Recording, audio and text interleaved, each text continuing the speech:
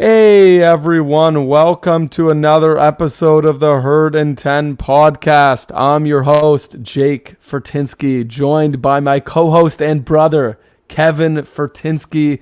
We are currently on the Worldwide Sports Radio Network. If you're watching us live on video, you can find us on all the social channels. You can find us on our YouTube channel, but you can also sign up, go through the Worldwide Sports Radio Network, and you can listen to our show live there. Of course, the next day or so, our show will also be available on the Worldwide Sports Radio Network's podcast platforms on Spotify, Apple, you name it, we're there. So you don't have to listen tonight if you can't make it. You can always check us out later on. But what a week. The Bills move on. They've won now. They're 2-0 in Detroit. It's kind of odd saying that. I didn't think I would ever say that. But the Bills have an interesting one against the Lions. They certainly, and I feel like I'm a broken record, it was a roller coaster of a game. Once again, there were ups and downs. There were a lot of mistakes. There were some good plays, and the Bills squeaked it out. I think the silver lining in all of this, because we're going to talk about a lot of the negatives, but the silver lining in this game to me is the Bills came out with a win when it was close. And that's what they need to do, because that's what they're going to need to do in the playoffs. And I think a lot of us aren't sure or weren't sure if the Bills can win close games. It's becoming clearer that they can come up with some wins in close games. I know it was against the Lions, who are not a great team by any means, but they're a good team, I think, actually. I know some of you might be surprised to hear that, but I think the Detroit Lions are a good team, and I think the Bills fought hard, and they came up with a big win. Kev, thoughts on the game? Yeah, for those of you who don't know, I was at the game, and, I was there with probably 25,000 other Bills fans, which was awesome to see in Detroit. We had a great time. We even forced a false start near the end of the game by Goff, which was awesome. And, I thought it was, I knew it was going to be a close game. Detroit is actually not such a bad team, especially at home. They've been really good this season, putting up a lot of points. And, again, with our injuries, we don't have that lockdown defense we had at the beginning of the season. So I knew it was going to be close. Josh Allen, again, had one really bad red zone interception, which we would like to see him avoid going forward. But when the game mattered the most, he made an absolutely incredible throw down the field to Stephon Diggs, which you want your superstar quarterback to just pull the game out in the end. There are no moral victories in the NFL. You have to win. Doesn't matter how you win. Sometimes you just got to get it done. And in a close game, the difference in that game was Josh Allen coming through at the end. That's my takeaway from the game, the positive takeaway. Yeah, let's talk a little bit about the defense, because certainly some issues there. The biggest one being Von Miller. It's a big question mark moving forward. I don't think anyone knows if Von Miller is going to be playing or not. If you don't know, if you live under a rock, he tore his meniscus. And what that essentially means is he may be able to play with a brace, which will obviously restrict some of his movement. But he had a tear before. He did play with a brace, and in that season, he had 15 sacks. So he can play in a brace. He's done it before. However, we don't actually know how severe this tear is, and I don't think he knows how it's going to feel with the knee brace either. So he's done it before. Hopefully he can do it again. If he cannot go with the brace, and believe me, he's going to try everything to go with the brace. If he cannot, his season is over. Like, there is no ifs and buts. He will be getting a surgery, and his season will be over. His season with the Buffalo Bills, no more. It's terrifying. It's really, truly a terrifying thing. It was a freaky thing to see. Obviously, Kev, you were at the game, so it's harder to see. But on TV, it was pretty ugly. It did not look good.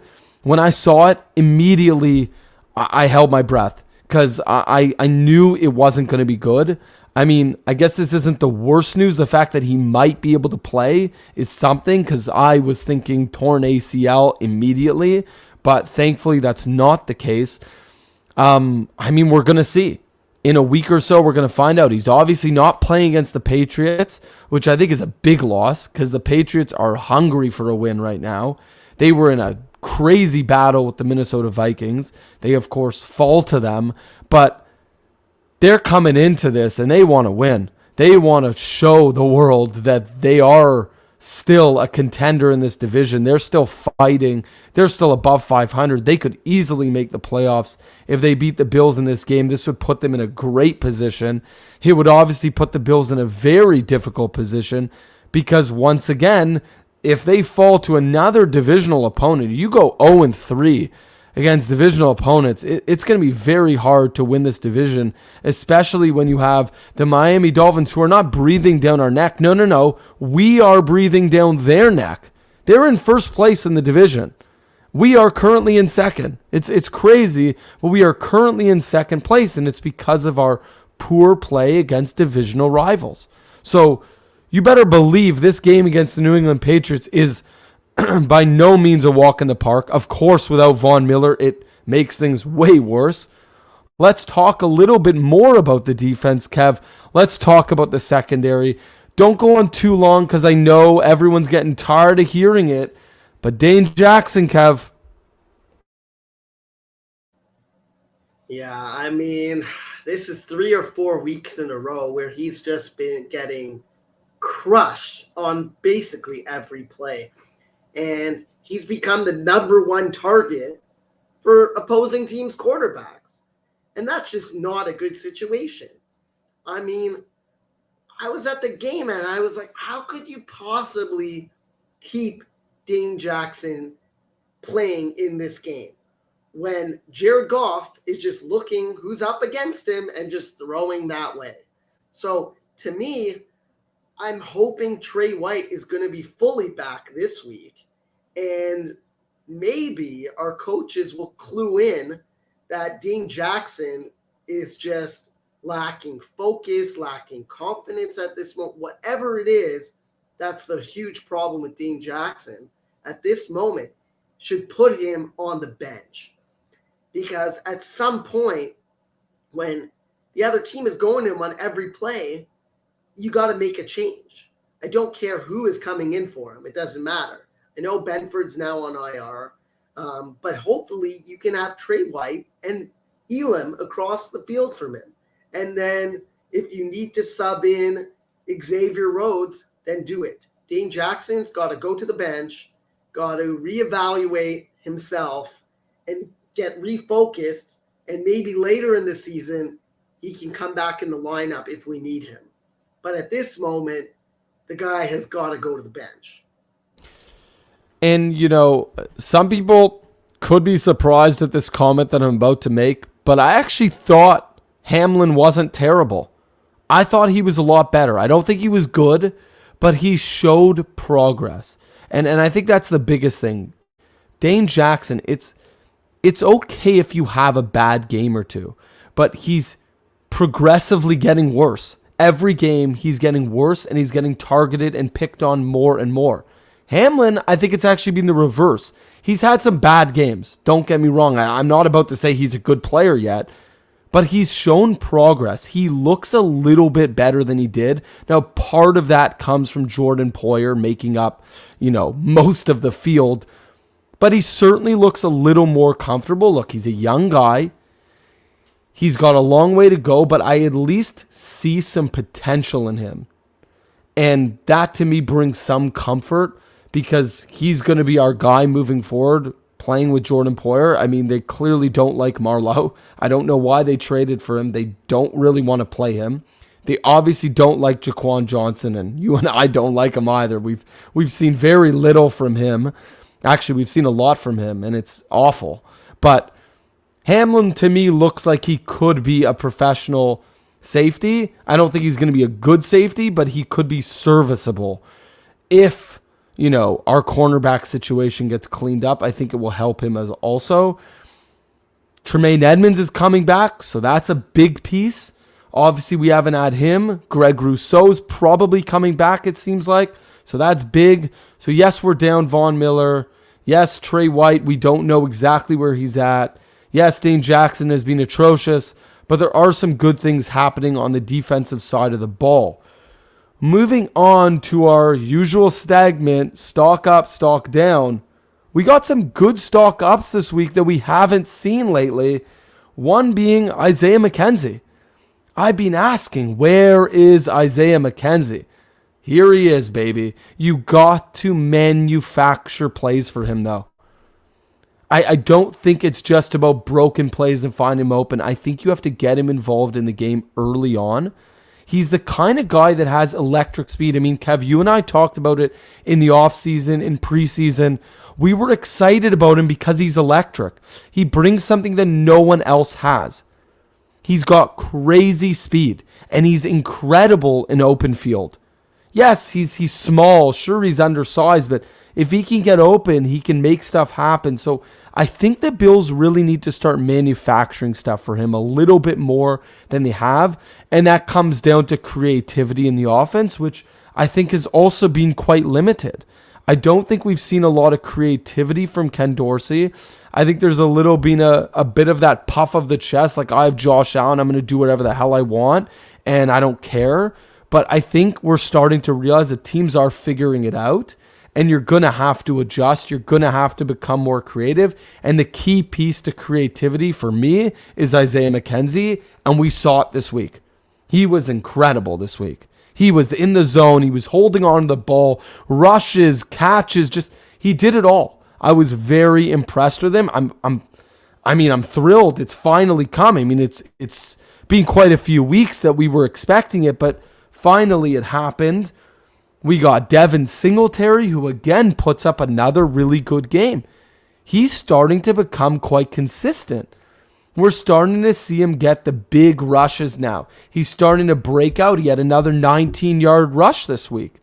Those are the kinds of things we need to see from him to know that we can actually trust him both down the stretch here and into the playoffs, assuming we make it, which I'm hopeful that we do. We got Ed Oliver, who had his breakout game pretty much of his career, I would say. He had a monster game, right? Forced fumble, safety, he had a sack, tackle for a loss. He looked incredible. He made up for everyone that was injured last week. He just came in and he took over. And honestly, I've never really seen him take over a game quite like that. So I'm really impressed to see what he's doing. His techniques on the line, I think, were quite unique. To me, he was making some more agile type plays to get to the quarterback, which I don't think he's done a lot. And maybe part of that is he had to make up for the guys that were missing. But man, oh man, this guy can play. And when he gets in the backfield, he can really cause some disruption. He's got some speed too. I know he's a defensive tackle, but he's definitely on the smaller side. His speed is unbelievable. Once he gets through alignment, that guy is gone. I see now why the Bills drafted him so high. Because when you see him make the plays he did this week, it really was incredible. The final stock up this week, AJ Klein. I mean, I'm so happy the Bills got him back. He had such a good game. He was all over the place, big tackles. He had one missed tackle, which was a really hard tackle to make. But outside of that, the guy looks like a Buffalo Bill. He's a sure tackler. He's a hard worker. He's underpaid. He's exactly the kind of guy the Buffalo Bills love to have. Kev, you want to cover stock down here? Yeah, I'm not going to mention him again, but Dane Jackson, we'll move on from him. Also, you know what? I didn't love the game James Cook had. Didn't get a lot of touches. When he did get the ball, he didn't do much with it. He had a bad drop, and he had one where he stopped in the middle of the field and almost caused an interception. So James Cook had a really rough game. he was just starting to get on track. We thought he was going to maybe break out. And then all of a sudden, this past game, he really struggled again. So, I'm hoping he's going to get it together because we're going to need him the rest of the season. We really do. And another guy stock down, Dawson Knox. I mean, we had him, I think, in the stock up last week. He had a really good game, had lots of receptions. But this game, again, we didn't see anything from him in the past game. I mean, I get he's a blocker, but, he's now being paid. He's going to be being paid like a top 10 tight end, and we're getting absolutely no production out of that position. I don't know what the issue is. I don't know if it's just lack of creativity. Josh is not finding him. I just don't know. But it's really tough because now we've signed him to a long-term extension and he's completely given us nothing. So I don't really know what else to say about him. Like, we need some more production from the tight end position. Maybe a few trick plays, get him involved in some way. I don't know what else you think we could get done with Dawson Knox the rest of the season. Yeah, interestingly with Dawson Knox, I was listening to WGR 550 earlier in the week, or I guess it was late last week, and they were talking about the whole blocking situation with Dawson Knox, because that's sort of been our explanation for the majority of this season, which is, he's not producing as much in the passing game because he's blocking a lot. But interestingly, they brought up that, and I believe this stat is correct, he has the third highest percentage of route runs for a tight end in the entire NFL, and yet he's the 33rd most targeted tight end in the NFL. So he's running plenty of routes, but he's not being targeted. So, I mean, the question becomes, who is that on? And you brought up a few of them. Is it creativity? So is it on the offensive coordinator? Is it Josh Allen not finding him? Or is it Dawson Knox not getting open? I would like to say it's not Josh, because yes, Josh has had some struggles in terms of interceptions, but Josh has still had a great season. Josh Allen has been an incredible quarterback this year. He has had no issue finding receivers. He has had no issue getting yards by throwing the ball. So I don't think that's the case. Ken Dorsey has not been super creative. However, when we look at Dawson Knox's season last year, most of his touches were not on like wild plays. And in some cases, they were in broken plays, which would mean that Dawson was finding openings in zone coverage or breaking away from his man-to-man coverage. So I'm leaning towards that it's been Dawson Knox. I think his route running has probably not been the best. From some of the footage that I've seen of the All-22, he has looked a little slow to me. He hasn't gotten quite the same breakaway speed, I guess I should say, that I've seen in the past. And I think that that's probably been a big piece of that. I mean, our red zone offense hasn't been as dominant. And obviously he was a big piece of our red zone offense last season, so that's hurt him. But it's also receiving yards, targets. There's got to be something to it that his route running has not been as crisp as it's been in the past. And the other reason I lean towards route running is because the Bills' best receiver in Stephon Diggs is a fantastic route runner, and the guy has put up massive numbers this year. So again, if you run your routes well, Josh Allen will find you. That's my belief. You can agree, disagree. That's my belief. And like you said, it's a big problem because we have a massive contract for this guy. Dawson Knox is going to make huge money for multiple years.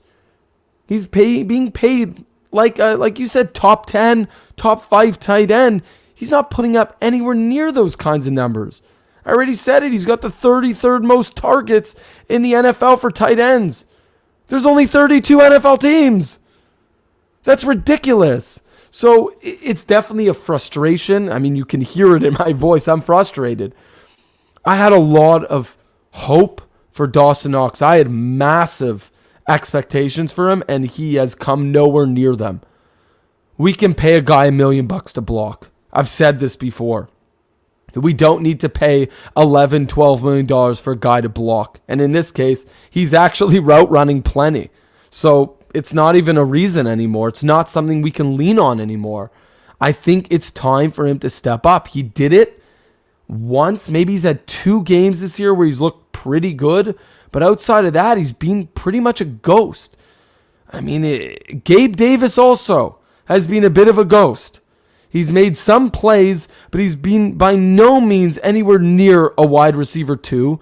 But at least he's not making a whole lot of money. I mean, the positive is we're probably not going to have to pay him as much because he's maybe not the guy we thought. Just the concerning part is, who is the next guy? Is it Isaiah McKenzie? Is it James Cook, a rookie running back who's been up and down this year? Is it Khalil Shakir, who had one good game and just disappeared? He's not being utilized in this offense at all. Isaiah Hodgins is like lighting up with the Giants, by the way. The guy looks amazing. Not actually, but he does look pretty good, and he looks like he could have been a good addition to this offense. I'm a little frustrated with that too, especially because the lack of production that we've seen from Knox and Davis makes me think we really needed to keep Isaiah Hodgins. Too late. We shouldn't dwell on the past. We got some time left here. We got to talk about the upcoming game because this is a massive game. The Bills have 3 divisional games in a row here, okay? This is the season. Like, I hate doing this. I don't want to try to blow things out of proportion. I generally try to stay relaxed when it comes to these kind of matchups and just, take it easy. Don't get too hyped up. It's just a game. It's one game at a time. But honestly, like, this stretch is the season. Am I right, Kev? This is it. Yeah, it was always going to be the biggest stretch of the season. You have 3 divisional games in a row. Not to mention, you've lost to 2 of these teams already. You can't lose to Miami twice. You can't lose to the Jets twice. You can kiss the division goodbye if you do that. Honestly, this is the defining moment of the season. If you can run the table against the division here, you will be in first place in the division, and you will have a good chance at being the first seed. If you even lose one of these games, you can probably kiss that goodbye too, because you're already down a game to Kansas City. So at this point in the season, you got to start playing more clean football, because these are not the Detroit Lions. These are not the Cleveland Browns. We're seeing 3 teams above 500 that are all playing pretty good football. I mean, we saw it on Sunday and Thursday. Mac Jones looked really good. Mike White actually looked very good. And Tua's been lighting it up all year. So our defense is going to have to start playing a lot better in the secondary. So let's hope Trey White is back. And our offense is going to have to start cleaning it up and not turning the ball over, especially in the red zone.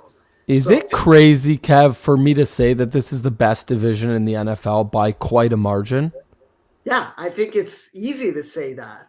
There is no other division that actually, the NFC East is pretty damn good too, but I think we're the best division in football. I think us and the Dolphins are legitimate contenders, and I think New England and the Jets are playoff contenders. Like, you could see, 3 or 4 teams make the playoffs easily. So I do think we're the best division in football, and I would like to show in these next 3 weeks that we're the best team in the best division in football. And the only way to do that is by winning these 3 games. Yeah. Are we the kings of the AFC East? We're going to find out real fast. 3 weeks. This is it. Boom, boom, boom. You're going to know where we stand. I think we're going to beat all 3 of them. I do. I didn't think I would say that. I came into this episode and I was thinking, I'm going to be hard on the Bills. But from what we saw at the end of the game from the Lions, it changed everything for me. Yes, I have concerns about the Bills. Yes, the Bills are not perfect. But they won a big game against Detroit. It's a big game, and that to me, as you talk about for these upcoming games, that was a defining moment for the Bills, I think. I think it was a big win. I think it was a game that we thought was out of hand, that we thought we were going to lose. And we were worried about Josh Allen's elbow, which still doesn't look perfect. But that play, that throw he made to Diggs, the 36-yard throw, which actually probably was more like a 42-yard throw because he was pretty far back in the pocket. That throw told me everything I need to know. It told me that Josh is going to make sure that we win these games. He is not going to lose these teams. It's not going to happen. Barring some crazy scenario, knock on wood that Josh gets injured or something and out, if that doesn't happen, we're winning these 3 games. Our team is going to be prepared. Sean McDermott's Buffalo Bills are generally prepared, and this is divisional, and we've obviously struggled at the beginning of the year against divisional opponents. Not going to happen this time. 3 weeks straight, we're going to beat all of them. I think they're going to be close, but we're going to win all 3 games, and we're going to take control of the division and have a legitimate shot to get first overall. Let's talk a little bit about Mac Jones, because that's probably the biggest concern. The New England Patriots have a good defense. They certainly don't have a great defense. Josh Allen can beat this defense. We've seen him do it time and time again, so I'm not entirely concerned with that. Mac Jones, however, I am concerned about because the Bills' defense is heavily injured, and they are obviously not that same defense that we saw at the beginning of the season.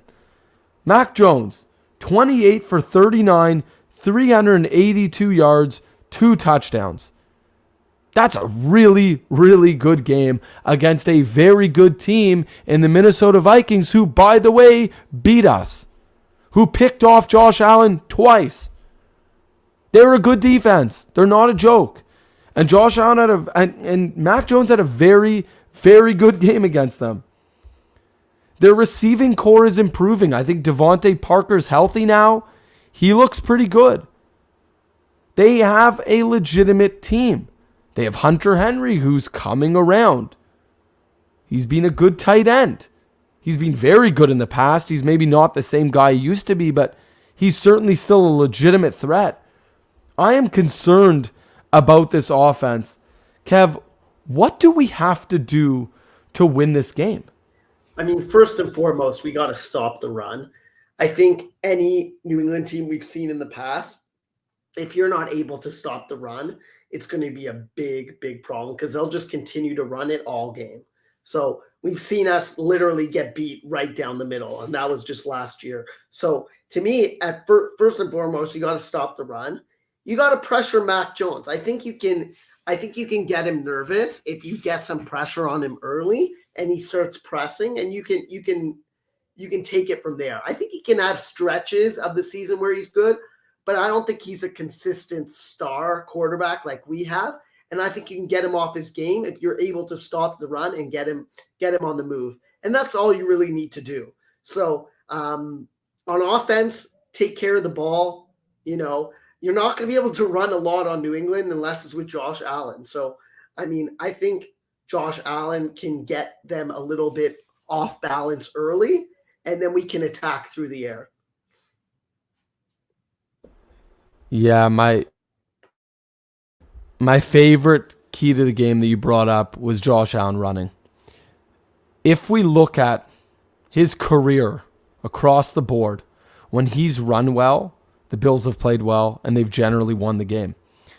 I know fans, coaches alike, do not want to see him run too much because they're nervous about him getting hurt.